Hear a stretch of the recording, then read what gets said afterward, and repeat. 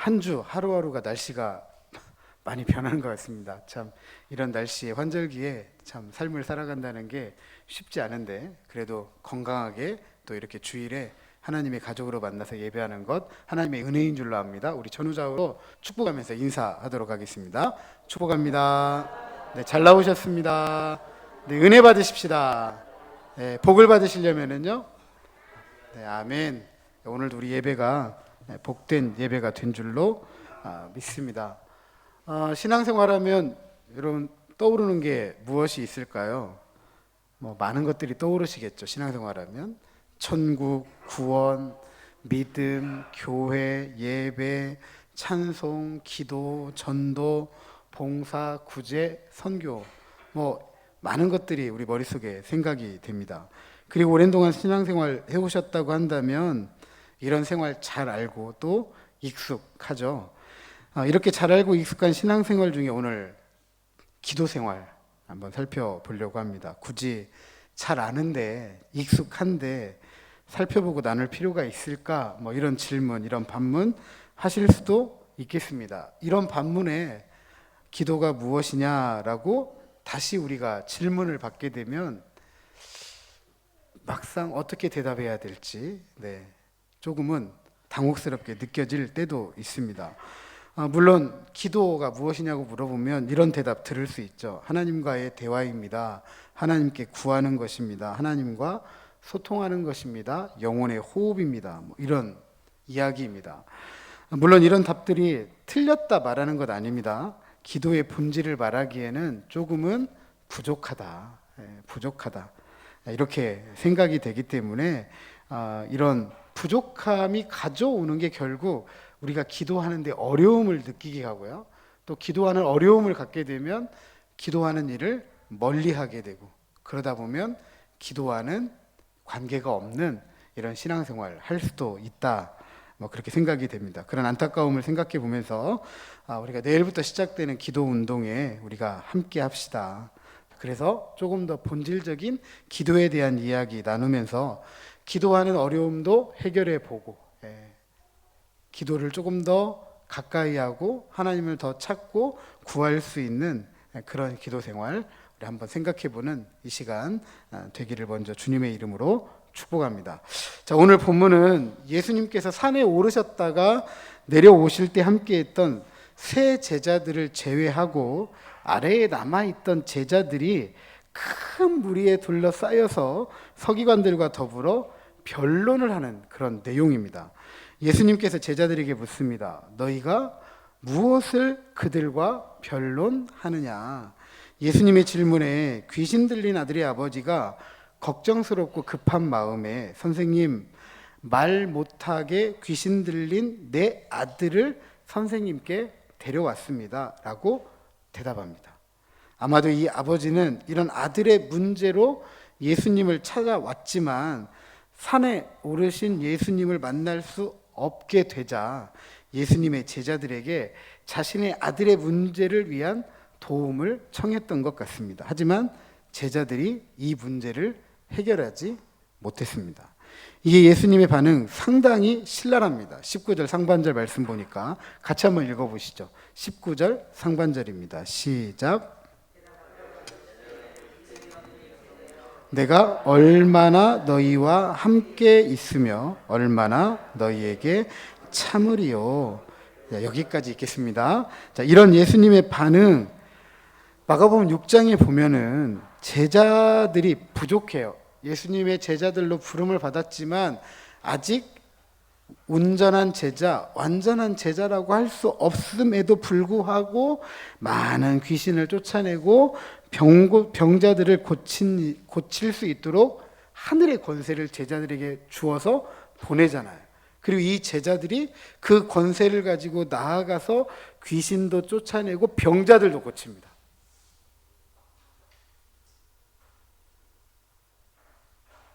그런데 지금은 어떻게 되었어요? 말 못하게 하는 귀신 들린 아들을 데려와서 귀신을 쫓아내달라, 병을 고쳐달라 이야기했는데 지금은 안 돼요. 그때는 됐는데 지금은 안 돼요. 왜 그때는 했는데 지금은 못하느냐? 예수님이 그런 제자들을 책망하면서 뭐라고 이야기하느냐? 믿음이 없다. 이렇게 책망을 하고 있습니다. 그때는 됐고 지금은 안 되는 거. 그때는 귀신을 쫓아내고 병자를 고쳤는데 지금은 귀신도 못 쫓아내고 병자를 고치지 못하는 이유가 무엇 때문이라고요? 믿음 때문이라고 이야기합니다. 그때는 뭐가 있었어요? 믿음이 있었고 지금은 뭐가 없대요? 믿음이 없다라고 이야기합니다. 예수님은 제자들에게서 귀신 들린 아이에게 이제 관심을 좀 옮기죠. 이 아버지가 예수님에게 도움을 구합니다. 22절 하반절 보니까 무엇을 하실 수 있거든 우리를 불쌍히 여기사 도와 주옵소서. 아마도 귀신 들린 아들의 아버지는 아들의 심각한 상황에 대해서 고쳐지면 좋습니다. 그것이 너무 오랫동안 그리고 너무 강력해서 고칠 수 없다고도 생각한 것 같아요. 할 수 있으면 해주시고 이게 너무 이제 오래돼 가지고 못하시면 어쩔 수 없고요. 아마 이렇게 생각했던 것 같아요. 우리도 그렇잖아요, 그렇죠? 그래도 처음에는 뭔가 해볼 수 있다라고 생각하고 하는데 이게 오랜 동안 그냥 그러려니 하고 지내오다 보면 더 이상 기대하지 않아요? 별로 기대하지 않잖아요. 그냥 되면 좋고 안 되면 말고. 이 아버지도 지금 그런 상태인 거예요. 할 수 있거든. 해주시면 좋고요. 못하셔도 어쩔 수 없고요.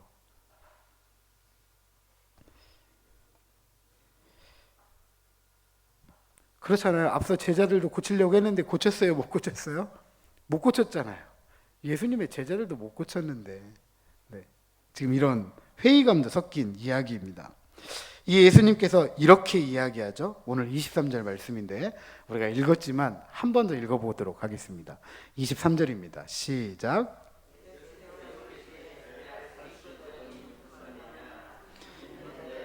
능히 하지 못할 일이 없느니라 하시니 아멘. 이 아버지가 소리를 질러서 예수님의 가르침에 이렇게 응답합니다. 24절. 내가 믿나이다. 나의 믿음 없는 것을 도와주소서. 내가 믿나이다. 나의 믿음 없는 것을 도와주소서. 예수님이 이 아버지의 믿음에 아이를 괴롭히던 더러운 귀신 꾸짖죠. 25절 하반절에 말 못하고 못 듣는 귀신아 내가 네게 명하노니 그 아이에게서 나오고 다시 들어가지 말라. 예수님의 명령의 귀신 마지막까지 자신의 이 파괴적인 특징을 보이지만 결국 굴복하고 떠나가게 되죠. 그리고 아이가 치료되고 고침받고 온전하게 회복이 됩니다. 그리고 기적 후에 집으로 돌아간 제자들이 너무나도 궁금해요. 너무나도 궁금해요. 왜 귀신을 쫓아낼 능력을 부여받고 귀신을 쫓아냈던 자신들이 왜 이번에는 귀신을 쫓아내지 못했을까? 왜 그때는 했는데 왜 지금은 안 될까? 제자들에게 심각한 질문이죠. 저번에 했는데 왜 이번에는 안 되지? 그러면서 예수님에게 조용히 묻습니다. 예수님 대답합니다. 29절 한 번 더 같이 읽도록 하죠. 29절입니다. 시작.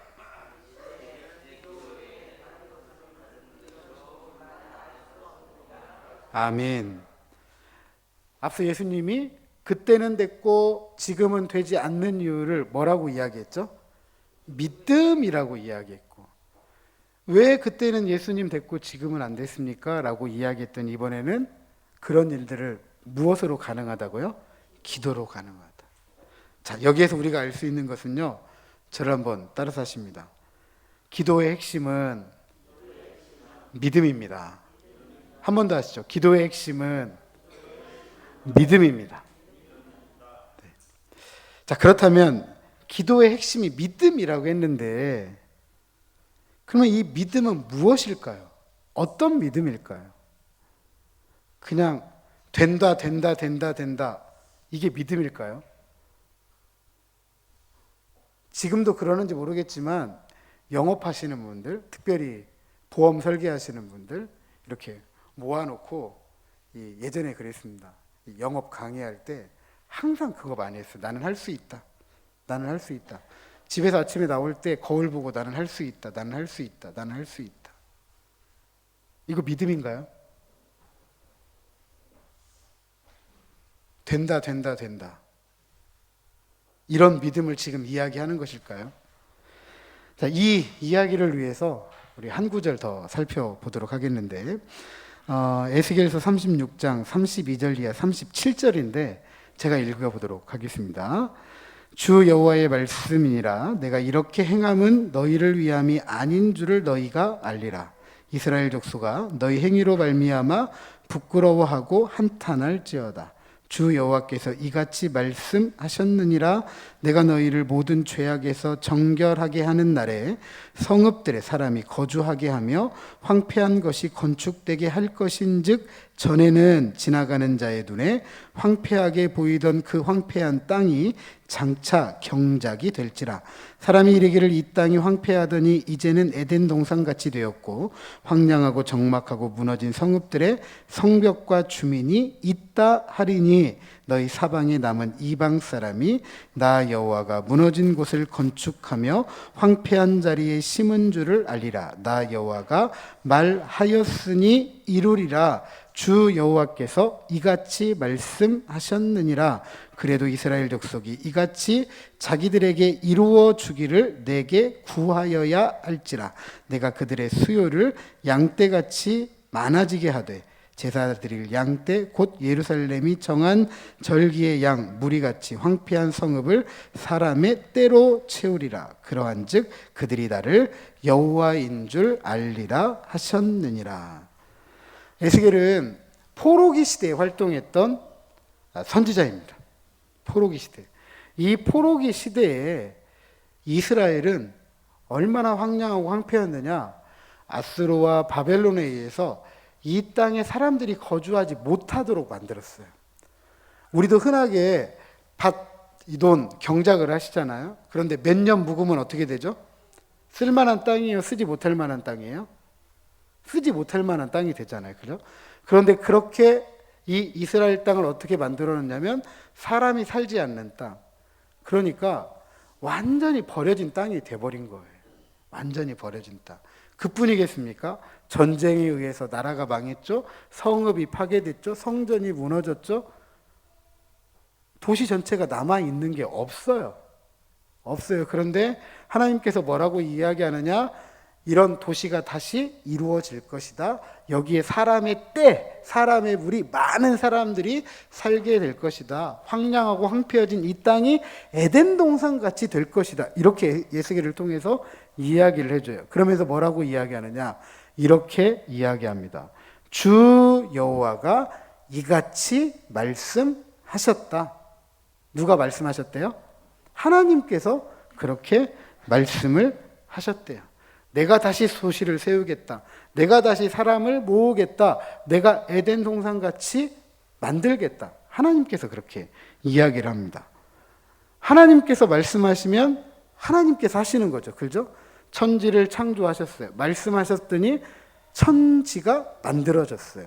하나님께서 말씀하시면 그 말은 이루어지는 거예요. 그런데 37절에 뭐라고 이야기하느냐? 이렇게 이야기합니다.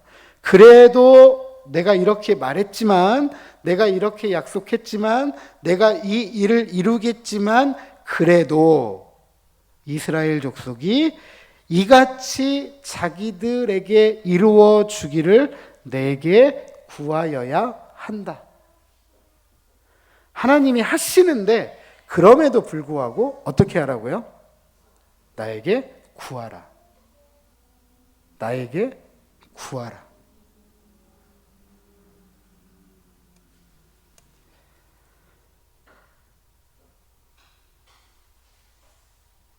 하나님께서 하시겠다. 하나님께서 약속하신 대로 하나님께서 하시겠다라고 하나님의 의지를 밝히신 거예요.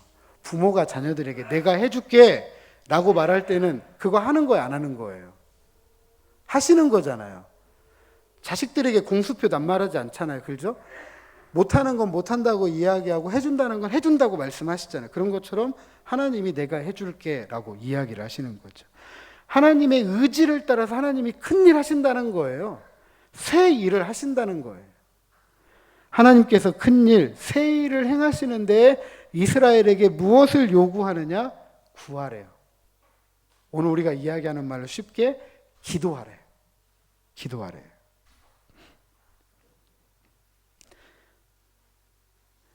이스라엘 백성의 기도와 관계없이 하나님께서 약속하신 걸 하나님이 하세요. 그럼에도 불구하고 이스라엘에게 뭐 하래요? 기도하래요. 그러니까 기도하니까 일이 이루어지는 것이 아니라 하나님이 약속하셨기 때문에 일이 이루어져요. 그런데 우리에게 뭐 하래요? 기도하래요. 여기에서 우리가 기도의 제1 원리를 알 수가 있습니다. 기도의 첫 번째 원리는 다른 것이 아니라 도움을 구하는 거예요. 도움을 구하는 거예요.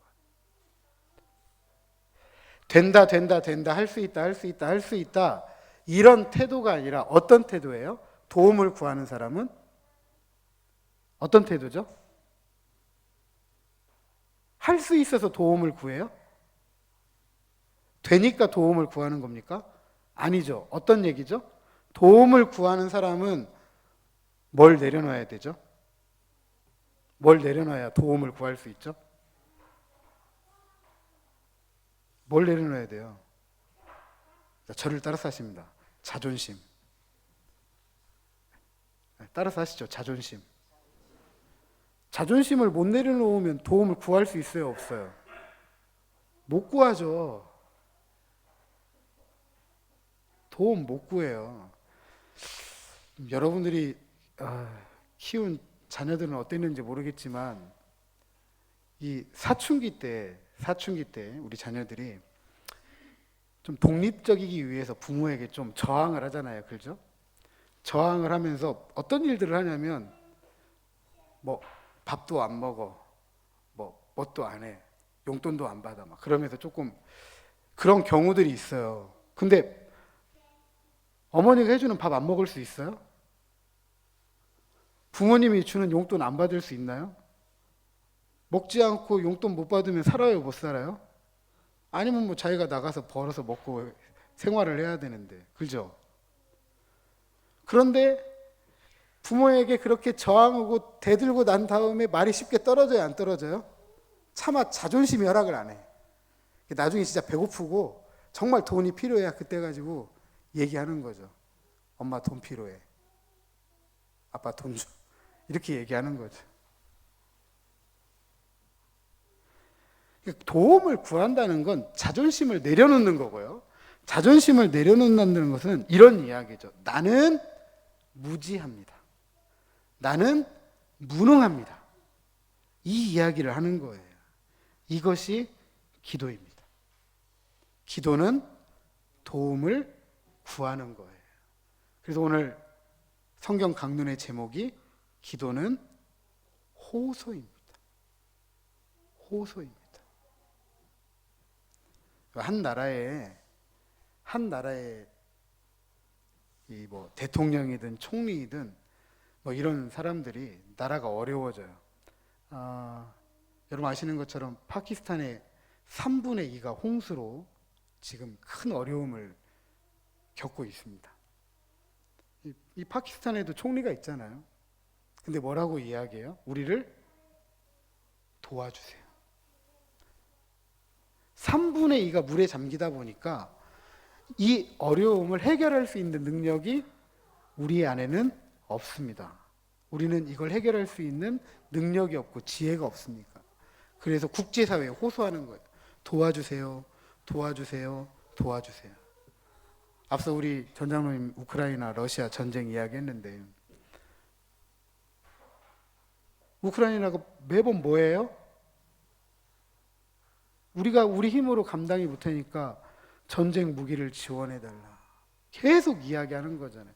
우리가 가진 것으로는 대항해서 이길 수 없으니까 도와달라. 한 나라의 대통령인데 국제사회에 우리나라가 어려우니까 도와달라, 그냥 도와달라고 말하는 거 아니잖아요. 할 수만 있으면 우리 힘으로 해결하죠. 그런데 안 되니까 도움을 구하는 거예요. 그러니까 기도는 호소예요. 하나님 도와주세요. 하나님이 도와주지 않으시면 안 됩니다. 나는 이것을 감당할 만한 능력도 힘도 지혜도 없습니다라고 말하는 것이 기도입니다. 그러니까 자신의 무지와 무능, 자존심을 가지고 나갈 것 같으면 그건 기도가 아니라고 말할 수가 있습니다.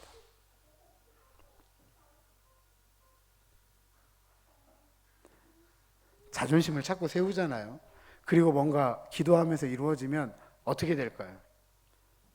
기도는 했지만 누구 힘으로 한 거예요? 내 힘으로 한 거죠. 근데 도움을 구하는 호소로서의 기도는 한 가지밖에 없어요. 하나님 아니면 안 됩니다. 하나님께 대한 신뢰이죠. 어떤 신뢰예요? 그 하나님은 큰 일을 행하시는 분입니다. 그 하나님은 새 일을 행하시는 분이십니다라는 그 믿음을 가지고 기도하면, 그리고 그렇게 응답을 받게 되면 하나님은 하나님으로서 영광을 거두게 되는 거죠.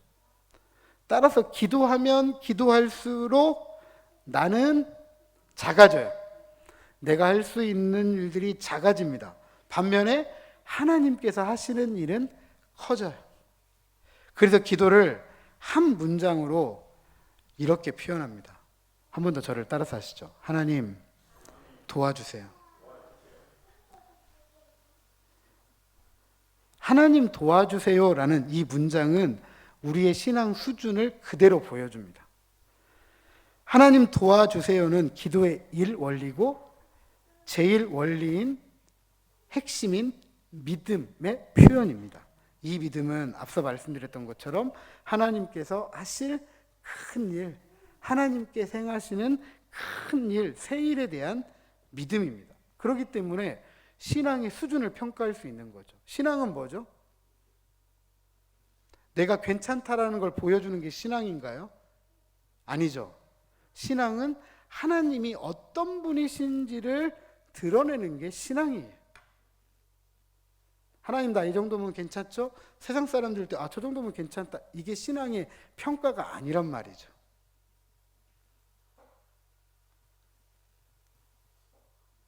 내가 할 수 있는 일이 적어지고 하나님이 하시는 일이 커지는 바로 그런 신앙, 이런 신앙이 바로 훌륭한 신앙이다. 이렇게 말씀드릴 수가 있겠습니다. 내가 가진 지혜와 능력이 충분합니다. 이렇게 자존심 내세우고 자신 자랑하고 앞서 말씀드렸던 것처럼 하나님 도와주세요가 신앙이라고 하면 나 괜찮죠? 나 이 정도 할 수 있죠? 자기 자신을 내세우는 건 불신앙이라고 말씀을 드릴 수가 있습니다. 예수님께서 말씀하십니다. 믿음이 없는 세대여 내가 얼마나 너희와 함께 있으며 얼마나 너희에게 참으리요. 예수님의 이런 책망에 대해 오늘 우리 이렇게 반문할 수 있습니다. 우리 믿음 있잖아요. 우리 믿잖아요. 하나님 아버지로 믿고 예수님을 나의 구주로 믿고 성령님을 진리를 가르치시는 하나님으로 우리 믿고 있어요. 네, 물론 믿습니다. 안 믿는다는 거 아니에요. 그런데 우리가 믿음이라고 하는 그 믿음이 무엇이냐, 그 믿음의 내용을 점검을 해야 돼요. 두 가지로 살펴보고자 하는데, 하나는 오늘 본문 23절 하반절에 믿는 자에게는 능히 하지 못할 일이 없다라고 하였습니다. 일반적으로 이 구절을 우리 이렇게 이야기해요. 우리가 원하는 모든 것들을 얻을 수 있다. 우리가 원하는 것들을 뭐든지 할 수 있다. 이렇게 이해하는 경우가 있습니다. 또 뿐만 아니라 긍정적인 의미에서 이 말씀을 이해하는 경우가 있어요. 앞서 말씀드렸던 것처럼 할 수 있다, 할 수 있어, 할 수 있어. 나는 된다, 된다, 된다. 이렇게 긍정적으로 마음을 갖게 되면 실제로 그것이 이루어진다라고 말씀하시는 분들이 있어요. 예를 들자면 제가 직접 들었으니까 아들을 낳고 싶으면 이쁜 아들 사진을 온 집안에 걸어 놓으래요. 온 집안에 걸어 놓으래요. 눈에 보이는 모든 곳에 걸어 놓으래요. 심지어 이렇게까지도 표현하시더라고요. 그 목사님은 자기가 사고 싶은 자동차가 있으면 그 자동차를 자기 눈에 보이는 모든 곳에 보여 놓으래요. 걸어 놓으래요. 나는 탈 수 있다, 나는 탈 수 있다. 이렇게 기도하래요. 그러면 응답받는데요. 제가 앉아서 가만히 들으면서 그런 생각했어요. 그럼 점쟁이가 써주는 부적 가지고 온몸에 붙이고 다니는 거하고 비계 밑에 넣고 다니는 거하고 집에다 붙이는 거하고 뭔 차이가 있을까?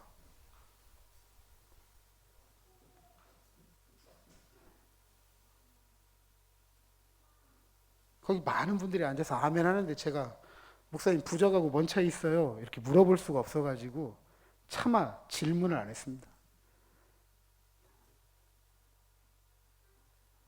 만약에 이런 식의 기도라고 한다면 우리의 기도는 어떤 기도냐면 자판기예요.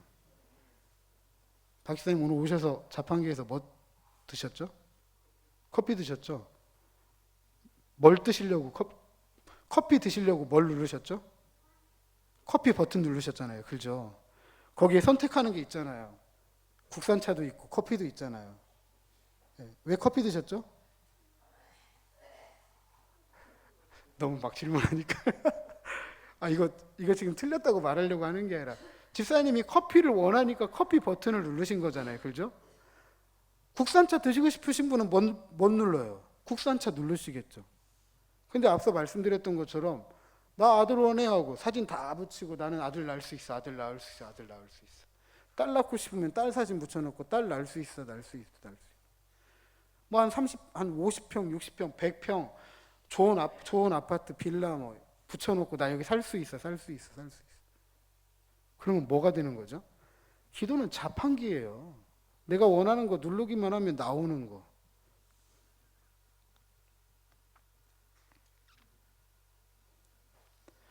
내가 원하는 것을 눌러서 내가 원하는 것을 얻는 것이 기도예요? 기도 아니에요? 기도 아니에요. 그런데 많은 분들이 기도를 이렇게 생각해요.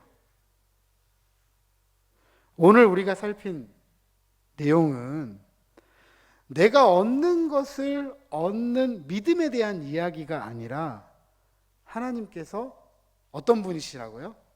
새 일을 행하시고 큰 일을 행하시는 분, 그분에 대한 신뢰, 그분에 대한 신뢰를 가지고 믿음으로 나아가는 것이 무엇이에요? 기도예요. 내가 할 수 있어서, 내가 좀 지혜가 있어서 내 자존심을 걸고 하는 게 기도가 아니에요.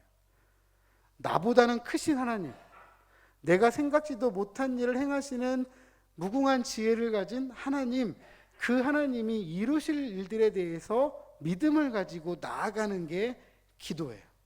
나는 작아요, 커요? 나는 작아요. 반면에 새 일을 행하시고 큰 일을 행하신 하나님은 위대해요. 그러니까 기도는 작은 내가 위대한 하나님께 나아가는 거예요. 다른 하나는 제자들에게서 찾아볼 수 있는데, 제자들은 예수님에게로부터 귀신을 쫓아낼 수 있는 능력을 부여받아요. 그리고 실제로 이 제자들이 세상에 나아가서 앞서 말씀드렸던 것처럼 귀신도 쫓아내고 병자도 고쳐냅니다. 그런데 귀신 들린 아이의 아버지가 찾아왔을 때 제자들이 뭐라고 생각했냐면, 우리 지난번에 해봤잖아. 이번에도 될 거야. 라고 하면서 귀신을 쫓아내려고 했겠죠. 그런데 귀신이 나갔어요? 안 나갔어요? 안 나갔어요. 제자들 얼마나 당황했을까요? 분명히 귀신 쫓아냈는데, 쫓아낼 줄 알고 아이의 아버지가 데려왔을 때 귀신 쫓아내준다고 얼마나 당당하고 확신 있게 이야기했을 텐데 귀신이 안 나가. 제자들 얼마나 당황했겠어요. 제자들. 그때의 경험과 지금의 다른 경험에서 오는 이 차이 때문에 제자들이 예수님에게 묻는 거예요. 제자들이 왜 그때는 됐고 지금은 안 됐어요? 우리가 읽었던 것처럼 29절 말씀에 기도 외에는 이렇게 예수님이 가르칩니다. 그러면 이 기도가 뭔지를 우리가 이해할 수 있죠. 기도는 경험에 의해서 하는 게 아니에요. 그때는 내가 했으니까 지금도 하면 되겠지, 이게 아니라는 거예요. 어떤 기도예요? 그때 나갔을 때 누구의 도움을 구했어요? 하나님의 도움을 구했어요. 하나님의 도움을 구했더니 그때는 귀신도 쫓아내고 병자도 고쳤어요. 근데 지금은 하나님의 도움을 구한 게 아니라 그때의 경험을 가지고 한 거예요. 그런 믿음이 없이, 그런 믿음을 가지지 않고 그냥 그때 했으니까 지금도 하면 되겠지 라고 했더니 기도에 응답이 없었던 것입니다.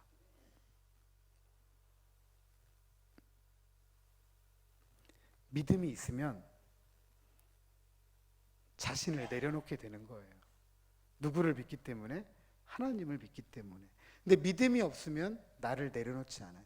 자존심을 내려놓지 않고, 나의 능력을 내려놓지 않고, 나의 힘을 내려놓지 않고, 내 경험을 내려놓지 않아요.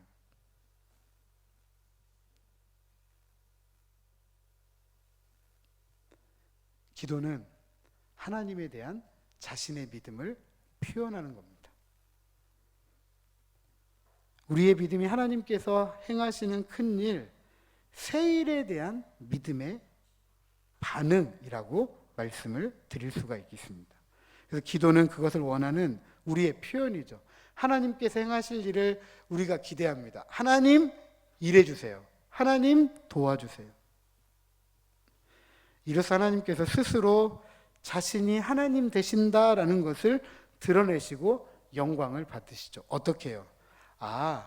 하나님만이 하시는구나. 하나님이 행하시는구나. 하나님이 일하시는구나. 하나님이 도우시는구나. 아멘. 이게 우리의 신앙 고백이에요. 사랑하는 성도 여러분, 앞서 말씀드렸던 것처럼 기도는 우리가 원하는 무엇인가를 얻기 위해서 하나님께서 우리에게 주신 어떤 수단이나 방법이나 어떤 능력이 아니에요. 기도는 큰 일, 새 일을 자신의 지혜와 능력으로 이루시는, 또 그것을 성취하시는 하나님께 도움을 구하는 우리의 호소입니다. 호소. 그리고 이것이 믿음이에요. 물론 예수님께서 칭찬할 만한 믿음을 갖기란 쉽지는 않죠. 네. 어느 정도의 믿음이 칭찬할 만한 것인지 가늠하기도 어렵습니다. 믿고 싶지만 믿음이 부족하거나 없는 경우가 더 많잖아요. 목회자라고 그런 건 아니에요. 목회자가 앞에서 믿음 이야기하지만 앞서 말씀드렸던 것처럼 어떤 목회자들은 믿음에 대한 이런 엄청난 오해를 가지고 있는 분들도 있어요.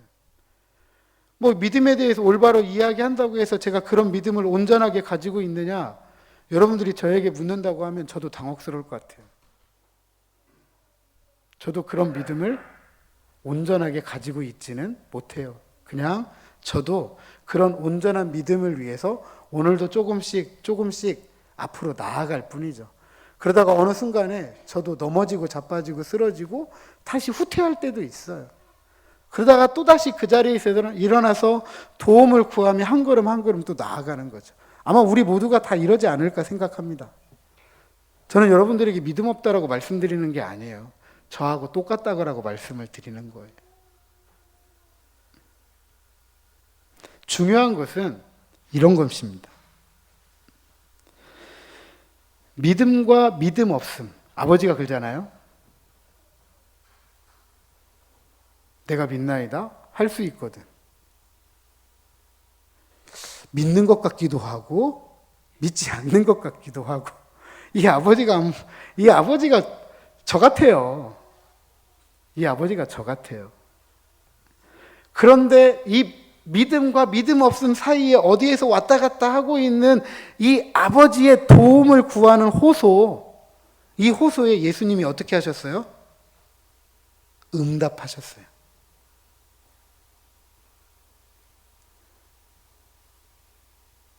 온전한 믿음이 아니어도 된다는 거예요.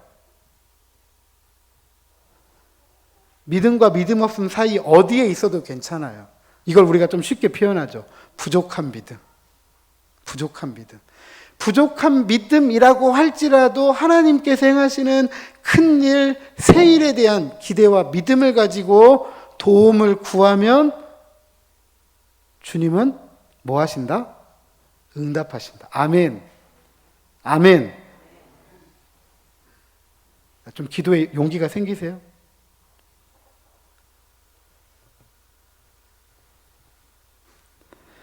믿음이 연약하고 부족하고 때로는 자신의 필요 때문에 구하는 믿음도 있어요. 앞서 제가 부정적으로 표현했지만 자판기처럼 누를 때도 있잖아요. 그런데 그럴 때일지라도 주님이 응답해 주실 때 있잖아요. 그죠? 응답해 주실 때 있어요. 그런 믿음일지라도 주님은 은혜를 베푸시고 구할 때 응답해 주시더라.